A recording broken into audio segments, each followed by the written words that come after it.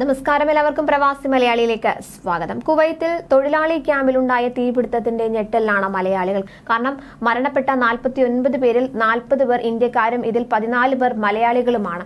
9 പേരാണ് ഗുരുതരാവസ്ഥയിൽ വിവിധ ആശുപത്രികളിലായി കഴിയുന്നത്. കൊല്ലം, പത്തനംതിട്ട, കോട്ടയം, മലപ്പുറം, കാസർഗോഡ് സ്വദേശികളാണ് മരിച്ചത്.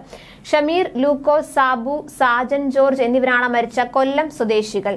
മുരളീധരൻ, ആകാശ്, ശശിധരൻ, അതുപോലെ സജു വർഗീസ്, തോമസ് സി, ഉമ്മൻ എന്നിവർ പത്തനംതിട്ട സ്വദേശികളാണ്.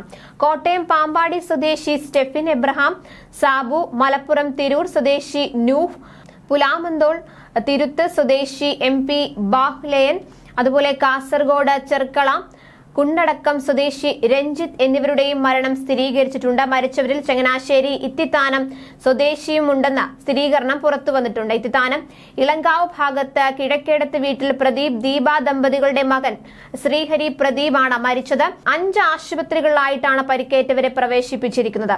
ആശുപത്രിയിലുള്ള 9 പേരുടെ നില ഗുരുതരമായി തുടരുകയാണെന്ന റിപ്പോർട്ട് പുറത്തു വന്നിട്ടുണ്ട്. പരിക്കേറ്റ് ചികിത്സയിൽ കഴിയുന്ന 50-ലധികം പേരിൽ 30ഓളം പേർ മലയാളികളാണ്.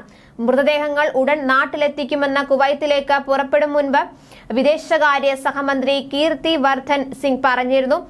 കുവൈറ്റ് മഹ്മദി ഗവർണറേറ്റിലെ വങ്കഫിൽ തൊഴിലാളികളുടെ താമസ കേന്ദ്രത്തിൽ ഇന്നലെ പുലർച്ചെയാണ് തീപിടുത്തമുണ്ടായത്. അപകടത്തെക്കുറിച്ച് കുവൈറ്റ് പബ്ലിക് പ്രോസിക്യൂഷൻ അന്വേഷണം തുടങ്ങി.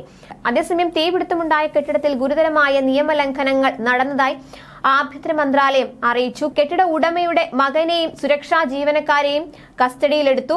അതുപോലെ കെട്ടിടം നിലനിൽക്കുന്ന ഈ ഗവർണറേറ്റിന്റെ ചുമതലയുള്ള മുനിസിപ്പാലിറ്റി ജീവനക്കാരെ അന്വേഷണ വിധേയമായി സസ്പെൻഡ് ചെയ്തിട്ടുണ്ട്. അപകടത്തിന്റെ കാരണം ഉടൻ കണ്ടെത്തി ഉത്തരവാദിത്തപ്പെട്ടവർക്കെതിരെ നടപടിയെടുക്കാൻ കുവൈറ്റ് അമീർ നിർദ്ദേശം നൽകി.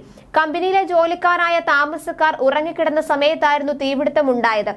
കൂടുതൽ പേരും പുക ശ്വസിച്ചുണ്ടായ ശ്വാസം മുട്ടൽ മൂലമാണ് മരിച്ചതെന്നും രക്ഷപ്പെടാനുള്ള വാതിലുകൾ തുറക്കാനായില്ലെന്നുമാണ് പുറത്തുവരുന്ന റിപ്പോർട്ടുകൾ. സംഭവത്തിൽ കുവൈറ്റ് അധികൃതർ പ്രത്യേക അന്വേഷണം പ്രഖ്യാപിച്ചു. അപകടത്തിന് ഉത്തരവാദികൾ പ്രത്യാഘാതങ്ങൾ നേരിടേണ്ടി വരുമെന്ന് കുവൈറ്റ് ആഭ്യന്തര മന്ത്രാലയത്തിന്റെ security information director major general Nasar Abu slime വ്യക്തമാക്കി. കേരളത്തെ കൂടി സഹകരിപ്പിച്ചുള്ള ദുരിതാശ്വാസ പ്രവർത്തനങ്ങളാണ് കേന്ദ്രം ചെയ്യുന്നതെന്നും അപകടത്തിൽപ്പെട്ടവരുടെ കുടുംബാംഗങ്ങൾക്ക് പരമാവധി സഹായം എത്തിക്കുമെന്നും കേന്ദ്ര സഹമന്ത്രി ജോർജ് കുര്യൻ അറിയിച്ചു.